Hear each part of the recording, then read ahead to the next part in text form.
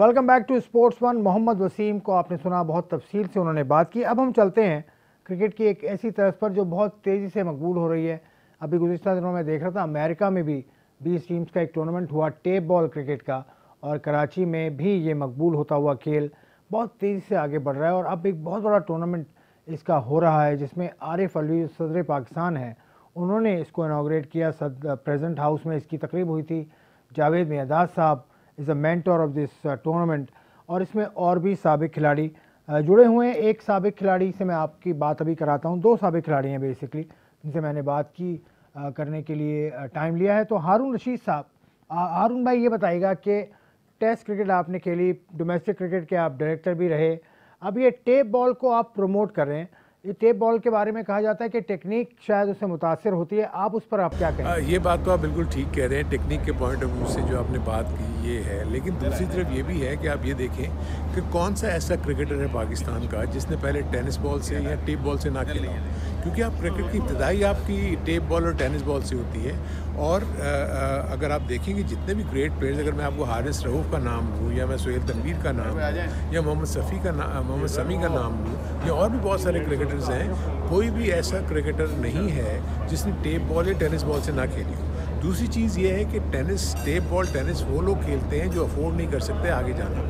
कोई वर्कशॉप में काम कर रहा होता है, कोई किसी घर में काम कर रहा होता है, तो वो आगे जाना उनके लिए बड़ा मुश्किल होता है। तो और टेप बॉल का जो टैलेंट पूल है ना, वो भी अलग है। यानी ऐसा नहीं है कि प्लेयर्स जो हैं वो यहाँ भी खेलते हैं और हार्ड बॉल भी खेलते हैं। हार्ड बॉल क्रिकेट बिल्कुल अलग है, टेप बॉल की है बिल्कुल अलग है। टेप बॉल क्रिकेट जो है ना, उसमें आप देखेंगे कि तकरीबन जब हमने डेटा वाइज इकट्ठा किया तो 400 के करीब प्लेयर्स हमारे पास हैं जो कि कोई कन्वेंशनल क्रिकेट नहीं खेलते। तो हम तो ये सिर्फ दुनिया को ये बताना चाह रहे हैं कि पाकिस्तान में क्रिकेट की इब्तिदा प्लेयर कहाँ से करता है शुरू, और उसके बाद जाके वो वर्ल्ड का ग्रेट प्लेयर भी बनता है। सो बेसिकली ये था, और हम मोहल्ले और गलियों से उठा के इनको एक प्लेटफॉर्म दे रहे हैं कि अच्छे लेवल के ऊपर जाके क्रिकेट खेलें, क्योंकि उनका बेस ही अलग है, इनका टैलेंट पूल ही अलग है। तो इसलिए किसी किस्म का कोई क्लैश कहीं है। अच्छा, तो इसको पाकिस्तान से कुछ सितारे मिल सकते हैं, पाकिस्तान क्रिकेट को इससे कम से कम? देखिए, मैं इसलिए इसको समझता हूँ इस तरीके से कि आप देखें कि आप लाहौर कलंदर्स है फॉर इंस्टेंस, वो हमेशा जाके अपने टैलेंट हंट करता है। अगर आप देखेंगे टेप बॉल टेनिस में आपको वो इम्प्रोवाइजेशन नज़र आएगी। लोग बड़े आउटस्टैंडिंग किस्म के स्ट्रोक्स खेलते हैं, अनबिलीवेबल किस्म के स्ट्रोक्स खेलते हैं। सो ये वो चीज़ें हैं कि बैट स्पीड किसी की बहुत तेज़ बड़ी ज़बरदस्त है, जो कि आपको वाइट बॉल क्रिकेट में काम आ सकती है। कोई बॉल बड़ी तेज़ी से आके क्विक काम एक्शन है, उसकी बॉल नज़र नहीं आ रही, उसको हेल्प आउट कर सकते हैं। तो जब ये इन एक्शन में देखेंगे मुख्तलिफ फ्रेंचाइजेज, यू नेवर नो, इसमें से कुछ ऐसे प्लेयर्स आपको नज़र आएँ जिनको चाहेंगे कि हम उनको वाइट बॉल क्रिकेट में ले जाएँ। अच्छा, अब जो ये बताइए कि पाकिस्तान क्रिकेट बोर्ड के जो नए सरबराह हैं रमीज़ हसन राजा, वो ड्रॉप एंड पिचेस के बड़े हामी नज़र आते हैं। ड्रॉप एंड पिचेस आपको मालूम है ऑस्ट्रेलिया में, न्यूजीलैंड में होती है, क्या फ़र्क पड़ेगा इससे पाकिस्तान क्रिकेट? लेकिन जो मैं रमीज़ के माइंडसेट को पढ़ रहा हूँ ना, उनके ज़हन में शायद ये है कि क्योंकि ड्रॉप इन पिचेस हमने भी बहुत कोशिशें की कि अपने मुल्क में अच्छी स्पोर्टिंग पिचेस बना सकें, जो अभी तक हमें मिली नहीं। नॉर्मली डेड पिचेस होती हैं, ये सारी चीज़ें उन्होंने देख के शायद ड्रॉप इन एक बड़ा एक्सपेंसिव इवेंट वो करने जा रहे हैं कि ड्रॉप इन पिचेस होती हैं कि ये ग्राउंड से बाहर बनती हैं, इसकी बाकायदा एक केसिंग होती है, इसके ऊपर आप मुख्तलिफ वो जो फार्मूला जो पिच बनाने का होता है उसको इस्तेमाल करते हैं। ऑस्ट्रेलिया और न्यूजीलैंड में क्योंकि मल्टीपर्पज़ वो ग्राउंड्स यूज़ होते हैं, इसलिए रग्बी में और फुटबॉल में सीज़न के दौरान वहाँ पर क्रिकेट पिचेस ख़राब हो जाती थी, तो इसलिए ये ड्रॉप इन पिचेस को बाहर बनाते हैं।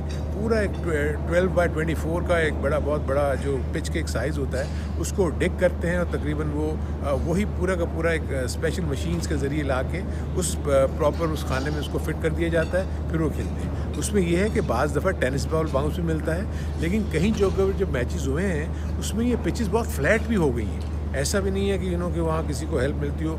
कई जगह पे घास ज़्यादा छोड़ा गया, क्योंकि मैं जब इसकी हिस्ट्री पढ़ रहा था तो उसमें ये नज़र आ रहा था कि ये जो मकसद हासिल करना चाह रहे हैं कि in terms of bounce and all, वहाँ वो ये मकसद हासिल नहीं करना चाहते वहाँ, तो क्योंकि उनका ग्राउंड यूज़ ही नहीं होता क्रिकेट के लिए, इसलिए उनको अलग से पिच बना कर डालनी पड़ती है, क्योंकि वो रग्बी के लिए इस्तेमाल हो रहा होता है। तो वहाँ का मकसद हमारे मुल्क में, क्योंकि रमीज़ के ज़हन में ये है कि बाउंसी ट्रैक्स होने चाहिए, तो मे बी जो पिच बने उसमें बाउंस का एलिमेंट ज़्यादा हो, और उसको फिलहाल एक्सपेरिमेंटल बेसिस के ऊपर 2 जगह पे वो लगा रहे हैं। लेकिन ये पता लगेगा जब क्योंकि ये पिचेस बाहर के ममालिक में समर के सीज़न में बनती हैं, हमारे यहाँ क्रिकेट विंटर सीजन में होती है। तो क्या जो भी ये इसका जो केमिस्ट्री होगी या जो भी फार्मूला बनेगा, वो क्या आया हमारे मौसम के मुताबिक सूट करेगा या नहीं करेगा, ये जब ये चीज़ें इम्प्लीमेंट होंगी तो उसका पता लगेगा।